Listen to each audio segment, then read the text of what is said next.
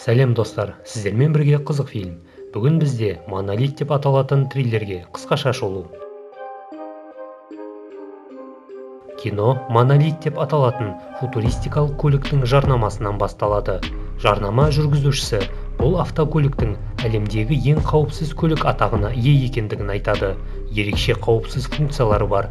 Бұл көлік өте заманауи, сонымен қатар ол сынбайтын әйнектермен, мықты шиналармен, соққыға төзімді кузовпен жабдықталған. Сол арқылы көлік иелері неше түрлі тонап кетуден және табиғи апаттардан барынша қорғалады екен. Көліктің барлық қызметін пайдалануды басқаруға арналған приложениясы оның ішінде орнатылған. Жүргізушімен қатынасты байланыстыру үшін Лилит деп аталатын виртуальды көмекші жұмыс істейді. Келесі көріністе осы аталған көлікпен анасы өз баласымен бірге жасанды интеллектті пайдаланып, әжелерінің үйіне қарай жол жүріп келеді. Әйелдің аты Сандра, ал оның 2 жасар ұлының есімі Дэвид. Оның күйеуі Карл пилот болып жұмыс істейді және күрделі жұмысына байланысты қазір отбасымен бірге емес. Сәлден кейін Карл қоңырау шалып, қазіргі уақытта кезекшіліктен кейін орталық әуежайында тұрғанын және әйелі мен ұлын қатты сағынғанын айтады. Осы кезде біреу Карлдың есігін қағып, ол қоштасып кетіп қалады. Дэвид мазасызданып жатқанда, анасы оны алаңдату үшін смартфонын беріп қояды. Бірнеше сағаттан кейін Сандра жолдың бойындағы жанармай құю бекетіне тоқтап, ұлының подгузнигін ауыстырады. Жанармай бекетіндегі дүкеннен баласына оған ұнайтын тағамдарды алып береді. Кассада тұрып төлем жасап жатқанда, ол көлігіне бейтаныс біреу кірейін деп жатқанын байқайды. Уайымдаудың орнына ол смартфондағы приложениясы арқылы көлікті бұғаттайды. Осы жағдайға алаңдаймын деп, баласының қайда кетіп қалғанын байқамай қалады. Ұлының жоқ екендігіне көзі жетіп, айқайлап дүкеннің ішін тінте бастайды. Далаға шығып, ұлына ұқсайтын баланы ұстап тұрған ер адамды шақыртады. Бірақ ол оның ұлы емес екен. Іздеуді жалғастырып, баласын әжетханадағы тұрған қыздардың қастарынан тауып алады. Сандра ұлын алып бірден көлігіне отырғызып алады. Көлікке отырысымен ол сақтау режимін қосып қойып, сырттағы болып жатқан жағдайлардан толық сақтанады. Терең демалып жанармай бекетінен кетіп қалады. Енесінің үйіне дейін оларды әлі ұзақ жол күтіп тұр. Ұзақ жолдың әсерінен Сандраның іші пісіп, өзінің Джесси есімді құрбысына хабарласады. Құрбысы қазіргі уақытта орталық әуежайдың қасында екенін, тіпті Сандраның күйеуі Карлмен бірге бір қонақ үйде жатқандығын айтып береді. Сандра күйеуінің құрбысы Джессимен бірге көңілдес болғанын түсініп, не істерін білмей қалады. Оның көңілі қатты түсіп, енесінің үйіне де кірмей кетіп қалады. Сол кезде Сандра қайта-қайта күйеуіне қоңырау шала бастайды. Алайда Карл қолы тимей жатқан кейіп танытып, қоңырауды көтермейді.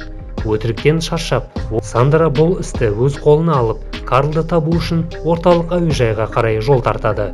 Жолдың бойындағы белгіде қалаға дейін 320 миль қашықтықты көрсетіп тұр. Біраз уақыттан кейін көліктің жасанды интеллекті алда үлкен жол апаты болғанын хабарлайды. Сөйтіп, уақытты үнемдеу үшін Сандраға айналма жолды ұсынады. Бірақ бұл жолда ешкім жүре бермейтіндігін және жолаушылардың болмайтындығын ескертеді.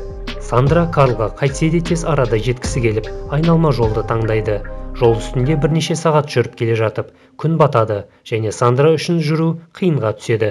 Пайда болған тұманның әсері де жолды көруге қиындықтар туғызуда. Жол бойында ол ешқандай тұрғылықты мекендер мен басқа көліктерді кездестірмейді. Бірақ жолда электр станцияны көріп, тоқтап, сәлден кейін ол жерден де кетіп қалады. Өйткені бұл жерде тек жабайы аңдар ғана мекендейді екен. Кенеттен жолдың алдынан шығып қалған бұғыны Сандра көлікпен қағып кетеді. Соққыдан кейін баласы Дэвид жылай бастағанда, әдеттегідей Сандра оған смартфонын ұстатып қояды. Ол көліктен шығып, жануарға не болғанын көру үшін сыртқа шығады. Бұғы болса өліп қалған. Оның денесі көліктің алдыңғы дөңгелектерінің арасында тұрып қалғандықтан, Сандра көлікпен әрі қарай жүре алмай қалады. Болған жағдайдан кейін не істеу керектігін ойлап тұрғанда, баласы оның смартфонынан көлікті басқару приложениясын ашып, байқаусыздан сақтау режимін іске қосып қояды. Осы функция арқылы көлік іштегі жолаушыларды сырттағы барлық апаттар мен қауіптерден қорғайды. Сандра көліктің бұғатталып қалғанын түсініп, көліктің есігін барлық күшін жұмсап ашқысы келеді, алайда одан ешнәрсе шықпайды. Ол баласына смартфондағы батырманы қайтадан басуды сұрап, есікті ашқызу үшін әрекеттер жасайды. Дэвид болса анасының сөздерін түсінбей, әрі қарай смартфонмен ойнауды жалғастырады. Сәлден кейін Сандра үрейге түсіп, 2 жасар ұлына айқайлай бастайды. Соның әсерінен ол қорқып, смартфонды орындықтың астына қарай түсіріп алады. Осы кезде Монолит көлігінің жарнамасындағы айтылғандардың барлығы шындық екеніне көзі жетеді. Сандра таспен көліктің алдыңғы терезесін сындырмақшы болған кезде, оның үстінде бір сызат та қалмайды. Оның жасаған барлық әрекеттері бос екендігін ұғынып, басқа шешімдер іздей бастайды. Ол жолдың бойында көрген электр станциясына баруды ұйғарады.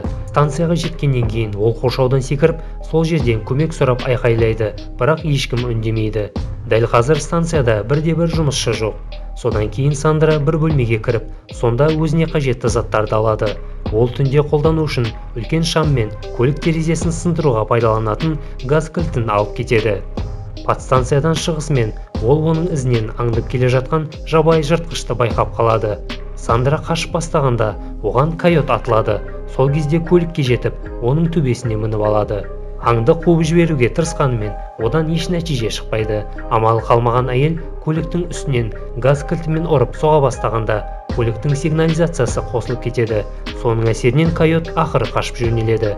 Осы кезде Сандра қорыққанынан ұлының тыныс алуы қиындап кеткенін байқайды.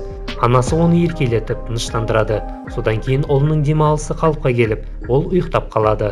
Сандрада болған жағдайлардан кейін қатты шаршап, көліктің капотында ұйықтайды. Ертеңіне Сандра күн шыққаннан кейін оянады. Оянған күйі ол дереу баласының жағдайын тексереді. Ұлының тамақ пен су ішпегендіктен әлсіреп қалғанын көреді. Көліктің ішінде даланың температурасының көтеріліп келе жатқандығы көрсетіледі. Қатты шөлдегеніне қарамастан, Сандра көмек табу үшін жол бойымен жүгіріп кетеді. Ұзақ жолда келе жатып, ол ұлын ысып бара жатқан көлікте жалғыз өзін қалдырып кеткенін уайымдайды. Алайда онда амал қалмады. Қуанышқа орай ол ағып жатқан өзенді тауып алады. Шөлін қандырып шаршағанын басқан соң, жолын таулы төбелердің арасымен жалғастырады. Бірнеше мильден кейін ол ескі әуежайдың аумағына жетеді. Сол жерден реактивті ұшақты көреді. Ал бұл уақытта Монолит көлігінде ауа температурасы көтеріліп, оны салқындату үшін авариялық желдеткіш іске қосылады. Тасталған ескі ұшаққа кіріп, Сандра оның ішінен алкогольді ішімдіктер, 1 галлон бензин, оттық пен 2 ұшақ шиналарын тауып алады.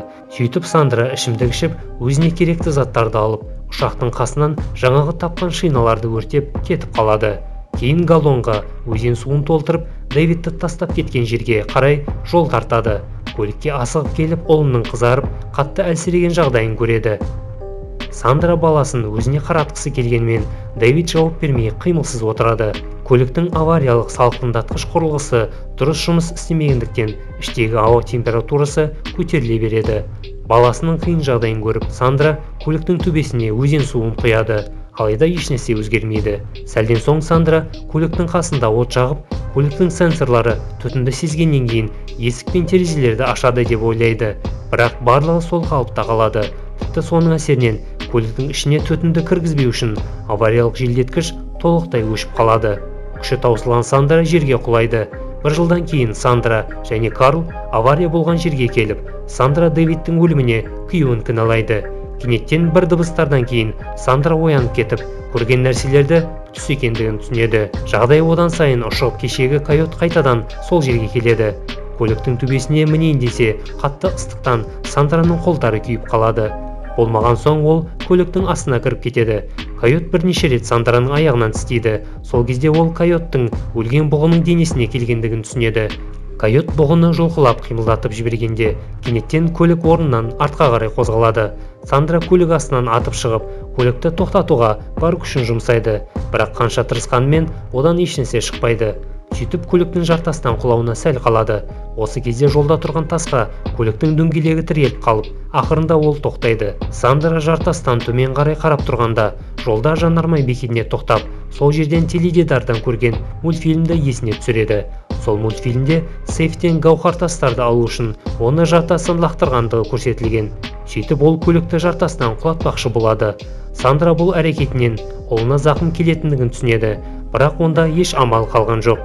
Газ кілтті алып, дөңгелектің астындағы тасты сындырып тастайды. Тасты алып тастағаннан кейін көлікті жартасқа қарай итереді. Дэвид болса әлі ес-түссіз күйде. Көлік жартастан құлап бара жатқанда, монолит көлігінің жасанды интеллекті оның жоғарыдан құлап бара жатқанын түсініп, іштегі процесстерді қосады. Соның әсерінен көлік өзінің гравитациялық қысымын өзгертіп, Дэвидке ешқандай зиян тигізбей, жерге 4 дөңгелектермен аман-есен түседі. Бұл көліктің сақтау режимі ауыр авария кезінде жолаушылардың өмірі мен денсаулығын сақтау мақсатында келетін құтқарушыларға жол беру үшін өшеді екен. Сондықтан Сандраның қуанышына орай көліктің есіктері ашылады. Ол әлсіреген баласын дереу құшағына алып, денесін салқындату үшін киімдерін шешіп тастайды. Сандра осы жерден тез тайып тұру үшін көлікке баласымен бірге отырып жатқанда, Лилит атты жасанды интеллект арқылы көліктің құрылғыларын қайтадан іске қосады. Сандра көлікті экстремалды жол талғамайтын режимге қосып, бар жылдамдықпен алдында тұрған жартасқа мініп кетеді. Көлік болса осындай төтенше жағдайларға жасалған секілді, жол жоқ жерлер мен төмпешіктерден оңайлықпен жүріп кете береді. Айдала жерден кетіп ауруханаға жол тартады. Сандра мен Дэвид ауруханаға жетеді. Аурухана кереуетінің үстінде жатқан бала анасының қасында. Дэвидке бірнеше медициналық құрылғылар мен трубкалар қосылып тұр. Сандра ұлын қатты уайымдап жатыр. Бір кезде баласы көздерін ашты. Анасына қарап, бірінші рет «мама» деп айтты. Осы қуанышты сәтте фильм аяқталады.